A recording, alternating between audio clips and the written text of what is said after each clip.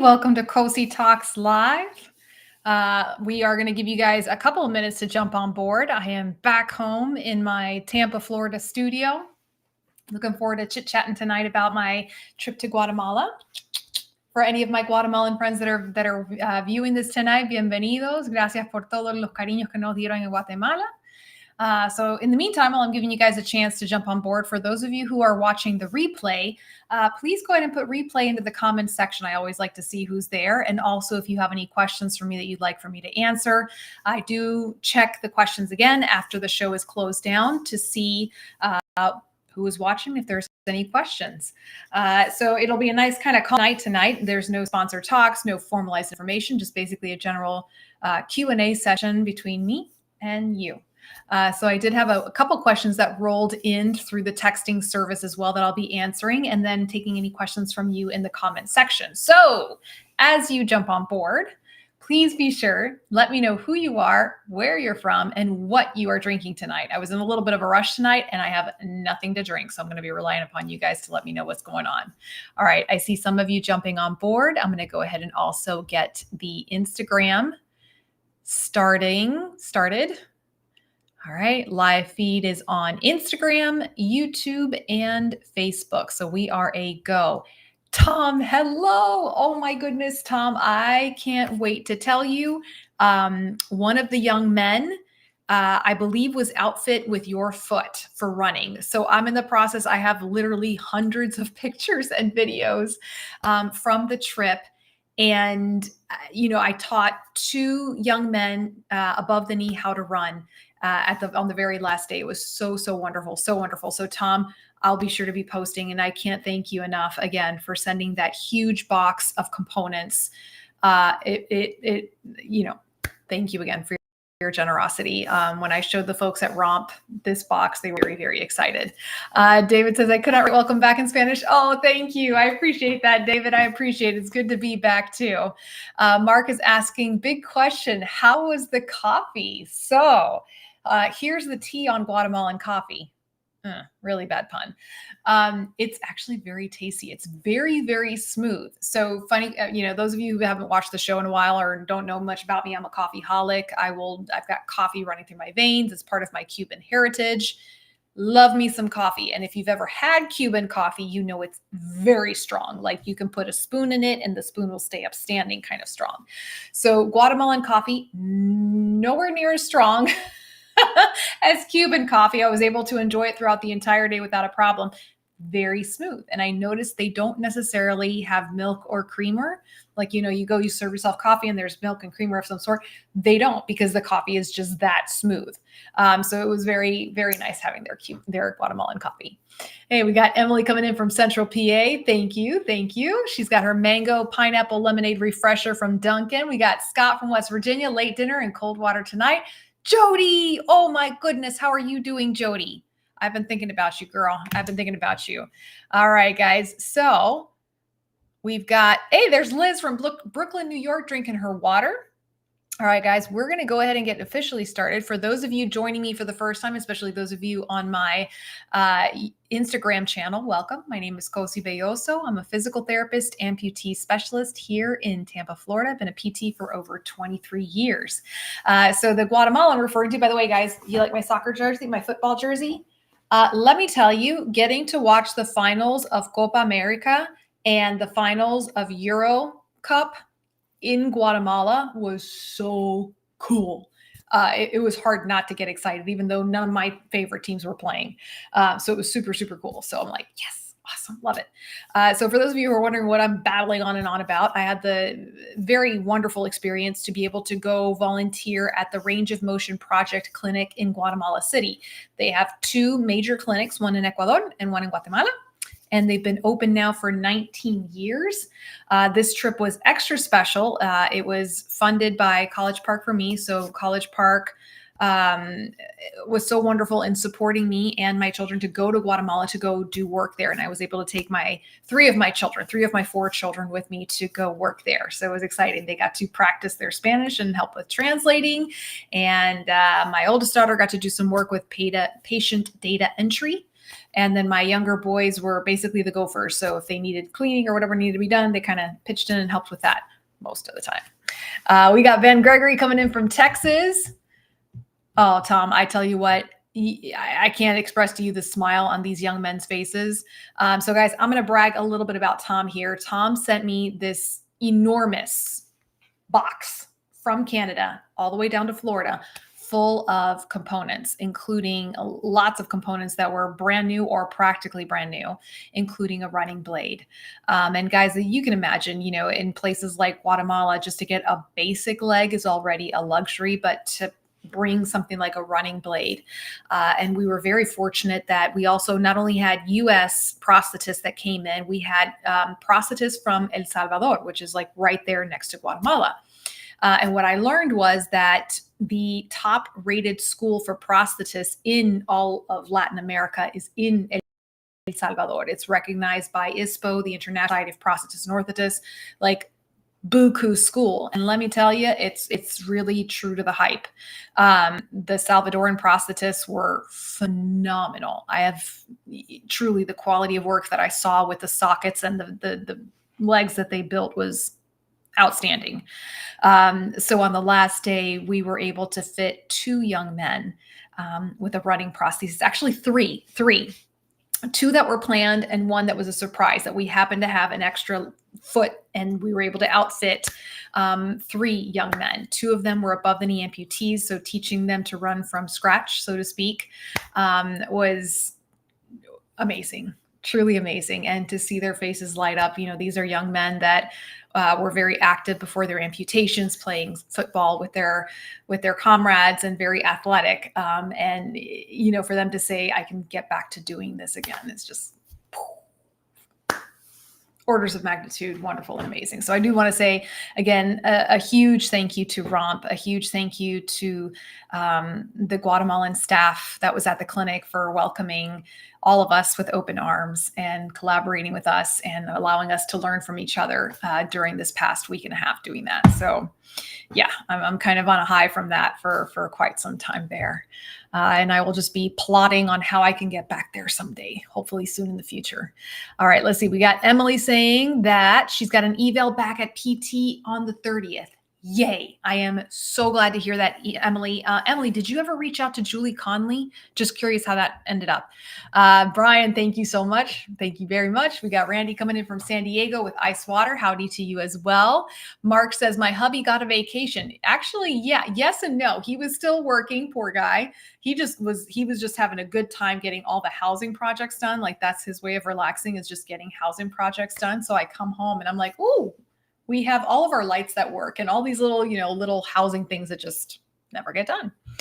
We got Marianne coming in with ice water from South Dakota, and it is warm for you this week. I haven't heard that from you in a long time, Marianne. Tom, that would be wonderful. And guys, if you didn't have a chance, go back to my show from last week. I did 2 shows from ROMP. One of them is with David Krupa, the founder. He's an American who just decided he wanted to help the people of Latin America. And truly the story he tells is quite amazing. He himself is also an amputee. He is a prosthetist. And he tells the story of how he built everything there.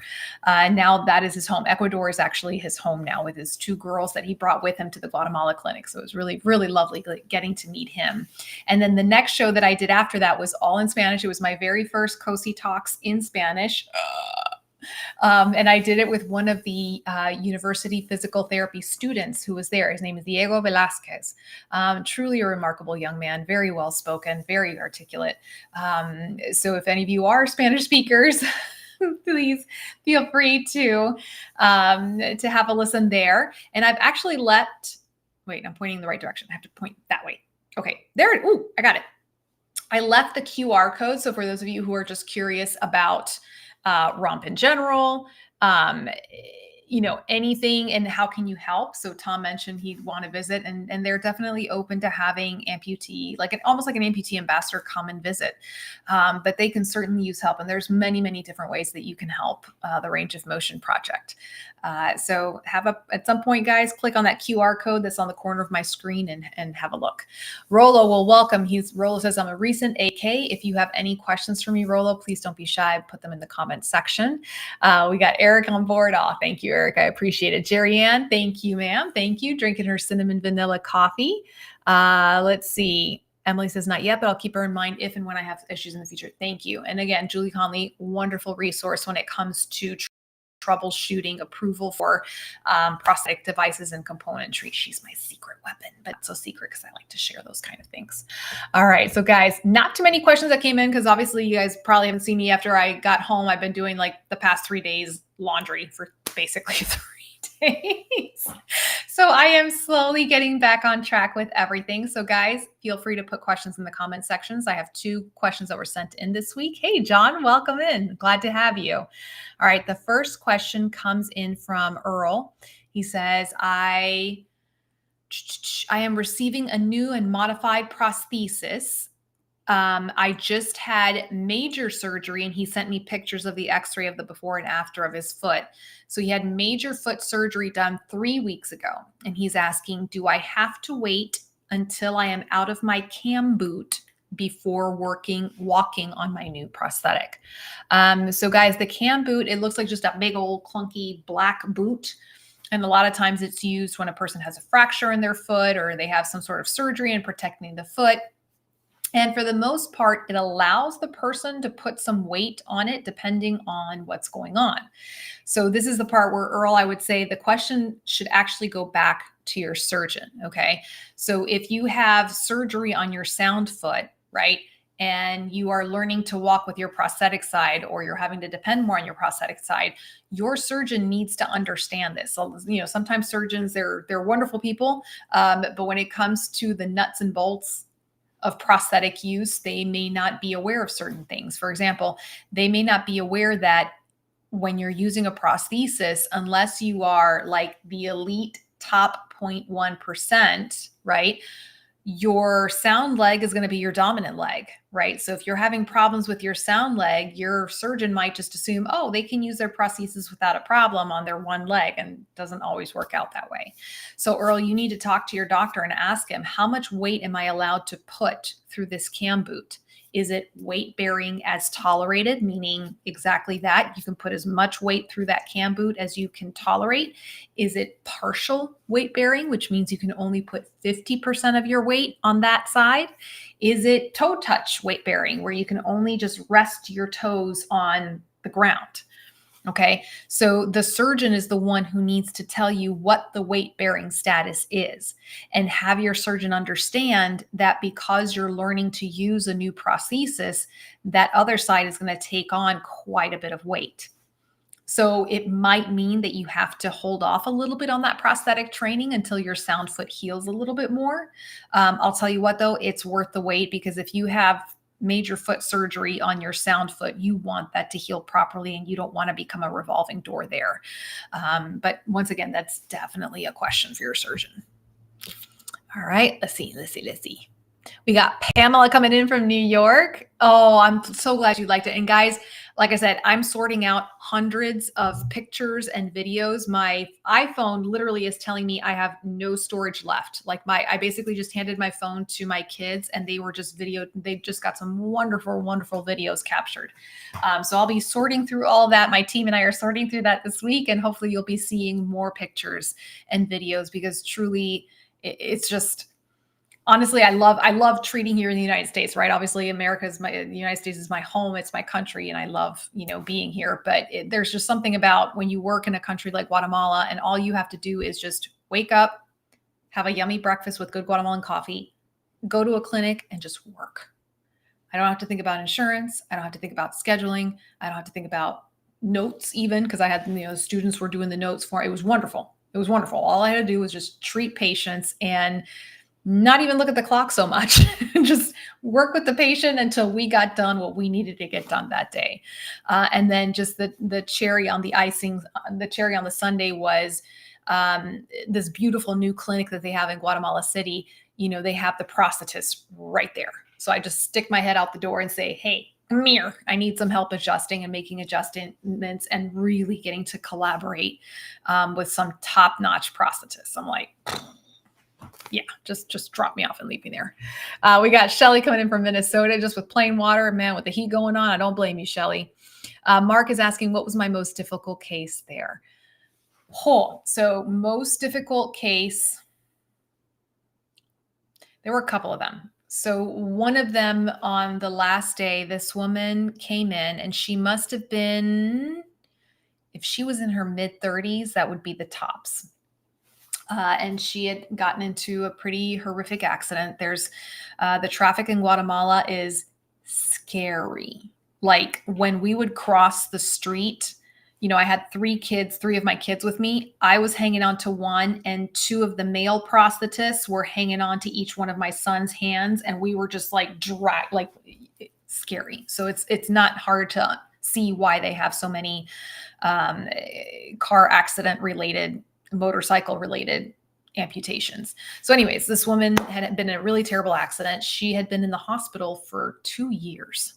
And we're not talking about American hospital. We're talking about, third world country hospital. And, just that alone is enough to break any human spirit. And she ended up having to have a hip disarticulation. So for those of you who are new to the show, here's Bob. He's my somewhat reluctant model. So with the hip disarticulation, there is nothing left of the femur. Like the femur is completely removed. So obviously what she experienced was incredibly traumatic, and she has 2 kids to boot. So 2 years spent in a hospital away from her children, and to come out of it with a hip disarticulation. And here in the States, hip disarticulations are not something we commonly see, right? Because, if it's an accident that's severe enough to cause a hip disarticulation, there's usually a high rate of mortality involved, or it's related to cancer. Again, higher rate of mortality. And then many of the patients, if they survive, it could be very difficult regaining mobility afterwards. And then you have the added challenge of finding a prosthetist who has the skills to build a socket for a hip disarticulation patient. Usually they're called bikini sockets. It looks like a bikini brief, and it's a pretty heavy duty socket. It really is. So it's sad because a lot of odds are stacked up against, this population. And in her case, again, being so young, having 2 children. So I get to the clinic, and the team, the physical therapy team, was not as experienced with working with hip dysartics. And so they had locked her knee in extension just to help her move around safely. And I mean, she came in on crutches, which just that alone, I'm like, wow, you've got a hip disarticulation, you are 2 years in a hospital, and you've figured out how to come in on crutches on very uneven ground, because everything in Guatemala is like this. There's no flat. So she came in, and it was again on our last day. And, by this point I had been working with the physical therapy students there for a really long time, for the whole week and a half. And we had a wonderful rapport. So, they're all, with their video cameras and phone cameras and recording everything. So it was a little nerve wracking, because again, you don't get to have as much hands-on experience with hip dysartics, but she did beautifully. The socket was just stunning. That's the only way to see it is, she had already come in with a hip disarticulation socket, so that we had patients there. And I need to backtrack just a little bit. When we went to Guatemala, they have their clinic set up and they have their patients that they're seeing. So when our groups go there, they just do like a lot of production of sockets, right? Because there's just that many more hands on deck. So the first few days while the sockets are being made, they had me seeing patients that had already been fit for sockets prior, and that they were having struggles with physical therapy and they need to help troubleshoot with the cases. So that's where this lady came in. She had already had the hip disarticulation socket made. And again, it was made beautifully. Like there, I was looking at the whole thing, the alignment, and I'm like, there is nothing I have to comment on, which is for me, y'all know I like to, right? So beautiful.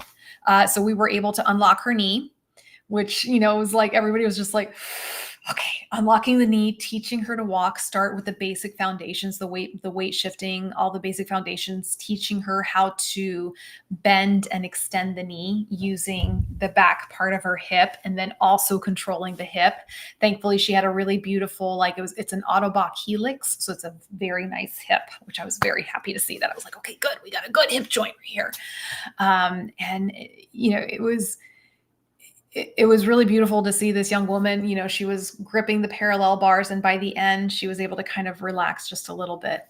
And it was just nice to be able to tell her, you're going to eventually be able to walk very efficiently.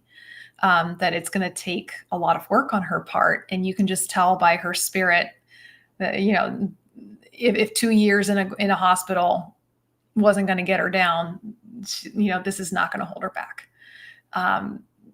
So just to be able to kind of just talk with someone and tell them, yes, you are in fact going to be able to walk. You're going to be able to walk with pretty good independence, and to a young mom.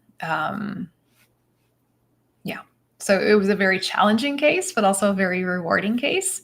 Another case, and we're actually doing a video on him. So I'm putting together this video. His name is Don Luis, and apparently he already knew about my show. So he had been watching my show from Guatemala. So when I came in the clinic, he knew who I was, and that was just a really moment, right?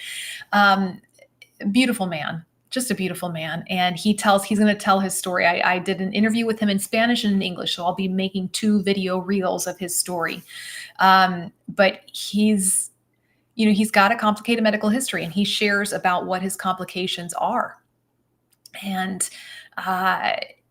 it was wonderful getting to troubleshoot with the team there and saying, okay, how can we bring in the right resources that he needs to help him meet his goals, because he's doing everything by the letter. He's following his doctor's orders. He's doing everything that the therapists have told him to do, this prosthetists have told him to do. We just need this one final piece to really get him to the next level. And his primary goal is to be able to walk his daughter down the aisle a year from now. And it's not going to be easy. Like, he's going to have, he's got his work cut out for him. And I loaded him up with a lot of homework with him and his therapist to do. But just wonderful, wonderful, wonderful. Let's see. Rollo says weight bearing. Oh, Earl. Sorry. I didn't realize that Rollo was Earl. Sorry. So weight bearing is tolerated. So it means if it's weight bearing is tolerated, I would still double check with the surgeon, because sometimes when I worked in the hospitals, and we're going back a little bit, when I worked in the hospitals and I was working in polytrauma centers, and the orthopedic surgeon would write weight bearing is tolerated, I would always kind of just recheck with the surgeon, and I would let them know, hey, I know you said it's weight bearing is tolerated on this leg, but just so you know, that's the only leg we've got to use, which means 100% of the body weight is going on that leg. Are we sure that this is okay? Right? So in the case of Earl, who's had, surgery on his sound side, even if the surgeon said weight bearing is tolerated, just kind of like reconfirm that, like, let the surgeon know, please understand, weight bearing is tolerated will mean 100% body weight, right? Because sometimes surgeons will be like, oh, wait. No. Let's do it 75%. So I'm always very cautious, even after I do some things like a cowboy, but like cowboy moves in physical therapy sometime. But in terms of the weight bearing status, I'm always very conservative and clarifying with the surgeon. See, Ronnie asks, were you able to fit her with a hip dysartic? Yes. I've done many hip dysartics and hemipelvics. Yes. And it's actually, I would say, as a physical therapist, the hip dysartic is by far the most challenging. And I know for prosthetists as well, it's by far the most challenging because you're dealing with 3 joints that you're having to coordinate. You're having to help the patient coordinate the hip, the knee, and the ankle. And those of you who are above the knee amputees, you can already go, yeah, just coordinating a knee is challenging enough, right? So to coordinate a hip to go with it, and for them to learn how to activate both, especially when the knee, she had a mechanical knee. She did not have a microprocessor knee. It's very challenging and also very energy draining. Definitely I was able to work with, when I think about it, I was working with her for about an hour. This lady's a rock star. She was exhausted by the end of that hour, but bless her heart, she was going for that full hour. And in some ways, interestingly enough, in some ways, for a physical therapy standpoint, a hemipelvectomy is a little bit easier, or not a like a hemipelvectomy is a little bit easier because usually you really lock everything. So it's a matter of teaching the person how to almost do a swing through or a pogo gait pattern without necessarily using the knee. But anyways, I'm getting kind of into the weeds there. All right. Yeah, no. And Ronnie, and guys, for those of you who are clinicians listening in, truly, I really think that as a clinician, whether you're a nurse, a PT, OT, prosthetist, doctor, whomever, at some point in your career, you owe it to yourself to do one outreach. We'll call it a mission outreach type trip. And just let yourself have that experience. So it is a sacrifice because it involves taking time off work and then an expense of getting yourself out there and things like that. And it's hard work. It's probably the hardest you'll ever work, working at one of those clinics, but truly incredibly rewarding. And, as a clinician, this is my second time going. And I feel like I learned so much in such a short amount of time, just from having to troubleshoot a lot of these problems on the spot and having to figure out how to make things work with the resources that you're being given. And then getting to learn just from other clinicians from other countries. That's one of my favorite things, is just getting to see, how do you guys do it? How do you troubleshoot this problem? Let's see. Ronnie says the Ottobock Helix along with a power knee is an amazing step and hip. Oh yeah. I love the power knee. I think that's a great knee from Oser. And then the Ottobock Helix, that was a really nice knee. Really nice hip. I really enjoyed doing that particular combination. She did not have a microprocessor knee. I'm trying to think what kind of a mechanical knee, and of course it's escaping my mind. I'll tell you what, it wasn't anything fancy, but man, as I've said many times before, if the socket is fitting beautifully, I don't care what you put underneath it, I can get a person to walk. And this was a really wonderful example of that. Eric says, at least she put in the work. She did. She really did. And it was it's amazing to see the spirit of these people, Guatemalan people and for me, Latin American people, very warm, impeccable manners, no matter where we went, who we spoke to, what part of the city we were in, what part of the country we were in, and just beautiful manners, and just a beautiful people and very hard working, and they don't take anything for granted. So wonderful experience. Ooh, one last thing, and then I promise I'll stop babbling on and on and on about this. So our last day there, we got to go see Mayan ruins. Iximche is the name of the ruins that we went to go see. So apparently, and I'm learning all this as I'm there, Tikal is one of the most recognized Mayan ruins in all of Central America, and that one was unfortunately 10 hours away from where we were, so we were not able to coordinate that trip. But they took us to these other smaller ruins, and when I mean small, it was still a pretty large Mayan site, and it's called Iximche. And I'm gonna actually I'll write the name down. Y'all should Google this because it's just I just think it's cool. Iximche, right? So they took us to go see it there, and apparently it was it's the 500-year anniversary of the invasion of the Spaniards. And as we know with history, unfortunately, the Spaniards came in and brought a lot of destruction to the native, to the indigenous people there. So to commemorate that anniversary, they had a lot of Mayan tribes come in. So the one day that we go visit is the day that the Mayan tribes are coming in to do their Mayan ceremonies, to do their warrior dances, which was incredible. My sons were just like this because they had the spears and they had the costume of warriors. It was just amazing. And then they did what's called fogata. It's a Spanish word for fires, pit fires, fire pits. And they would put the offerings for their ancestors, and saying, prayers for their ancestors. And it's beautiful to see the the mixture of the two cultures. So they had the fires for their ancestors, and then their prayers, the Catholic prayers that they were saying for the repose of the souls. So it was just truly, I felt like I was in the middle of a National Geographic episode, and my kids and I were just sitting there, and it's raining, like we're getting soaked, and we're just sitting there watching everything and the music, and wow. Just a beautiful, beautiful experience. Okay. All right, guys. So I am, if you guys want to continue asking me questions about Guatemala, happy to answer them.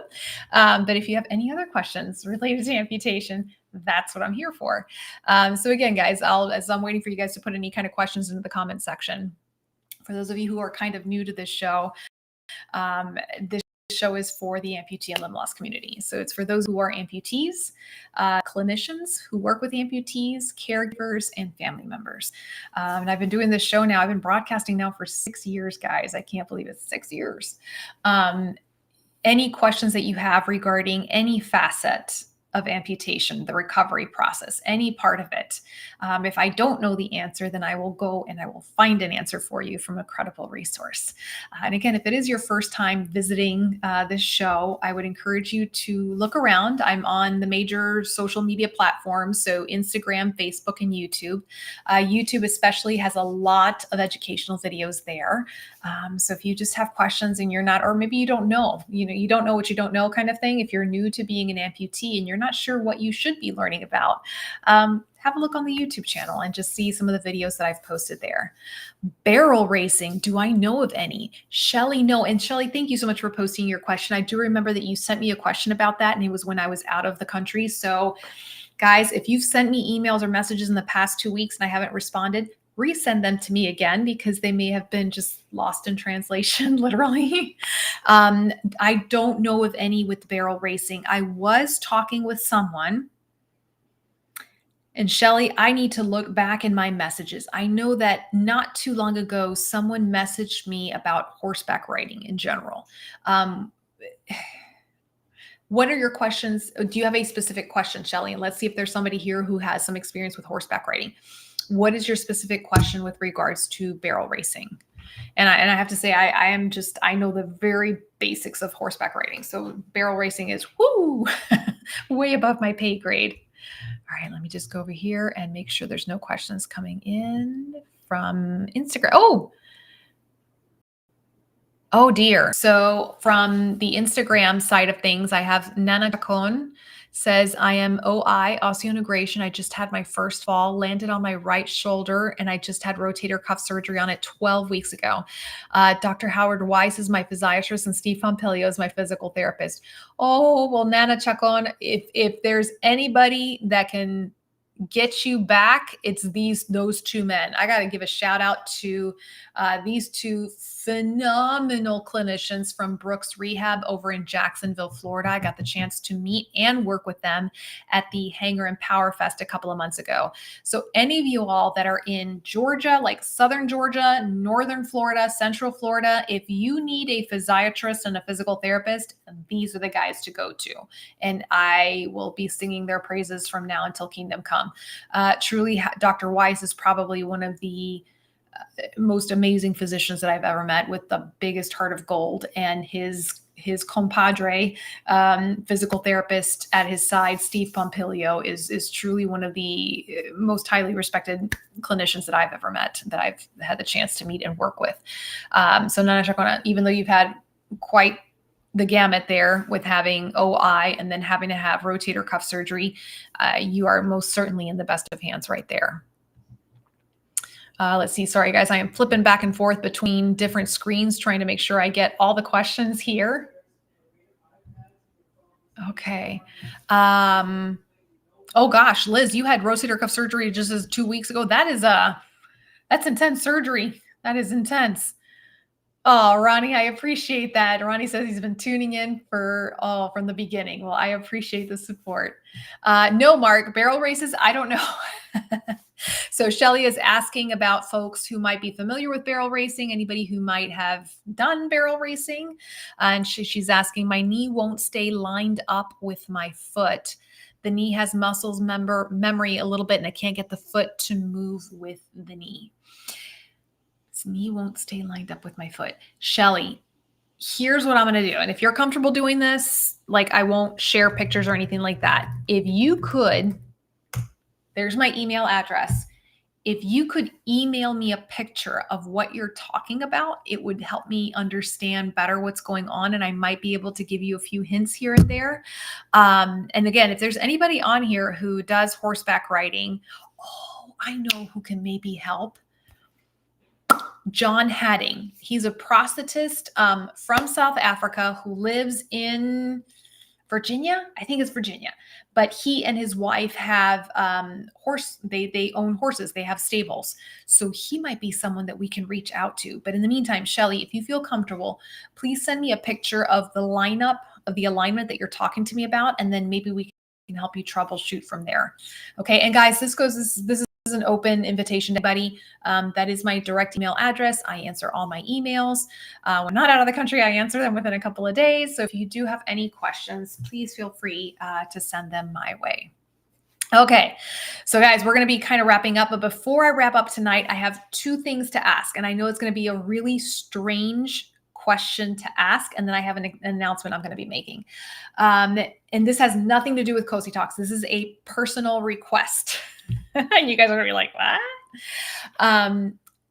I am on the hunt for embroidered tablecloths. And I know that's like, what are you talking about, Cosi? Again, this has nothing to do with Cosi Talks. This has nothing to do with my professional amputee physical therapy thing. It is a personal project that I am working on. But if any of you have embroidered tablecloths that you are not using, you don't care about, you are ready to send them off to Goodwill, or you're ready to send them off to the thrift store, please send me an email with a picture and the dimensions, and I will be happy to make an offer to purchase the tablecloth from you. I know this sounds so completely weird and strange, but I promise you, there's a method to my madness. It's a personal project I'm working on. So I've been hitting all the thrift and antique stores in my area trying to collect embroidered tablecloths, tablecloths with stitching on them. If you happen to have one and you really don't care about it anymore and you're going to send it off to Goodwill, or if you have friends that have stuff that they're sending off to Goodwill, let me know, send me a picture, dimensions, and I will make you an offer. Okay. So that was the weird request. Now comes the announcement. So one of the things that I kind of lit a fire under me in Guatemala was to kind of, where can I take my show for the next step? And throughout the 6 years, I've had several folks from around the world tuning in. Mostly from English-speaking countries, from the UK, from Australia, from Canada. But I've also had quite a few viewers from Central and South America, and you've heard me occasionally answer some questions in Spanish. So my big announcement is, in the next month, I will be starting a Cosi Talks live show completely in Spanish. So what I will be doing is on Wednesday nights at 7:30 p.m. Eastern time, I'll go live and I will do a Spanish rendition. And then 8:30 p.m. I will do an English, the usual bat channel, English Cosi Talks live. Hey, speaking of one of my Spanish viewers, there's Gustavo de la Argentina. Oyó, Gustavo, el anuncio que hice, que voy a empezar a hacer Cosi Talks en vivo en español en un mes. Así que voy a estar mandándole un recado para que me ayude a regar la palabra. So for those of you who are in these Facebook support groups, in your in-person support groups, if you do know of anyone who's a native Spanish speaker that is, struggling to understand things in English, it would be a favor to me if you could just let them know about me, and that I will be starting a show in Spanish, and I will broadcast again, Instagram, YouTube, and Facebook.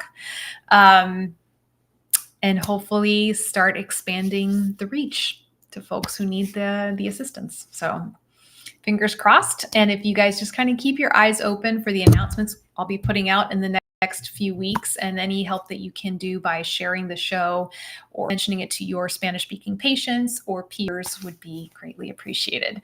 Mark, you crack me up. He's like, I love it. Okay. So guys, with that being said, short and sweet show tonight. Thank you for letting me just ramble on and on and on and on about my experience with Romp. I truly appreciate it. If you want to learn more, again, you can, there's the QR code, right you can click the QR code on how you can help. In the meantime, I will be going live next Wednesday. We're kind of settling back into our routine. Same bat time, same bat channel. Gustavo dice, todo para Sudamérica cada vez más grande, Cosi. Anda, Gustavo. Ok, Luis Mario también. Ay, qué bien. Okay, so I'm seeing some of my Spanish-speaking folks here. I'm so excited. Okay, I got some work to do then. All right, guys. As always, thank you for letting me be a part of your lives this evening. Gracias por tenerme con ustedes esta noche. Y nos vemos la próxima semana, si Dios quiere, el miércoles. And we will see you guys next Wednesday, same bat time, same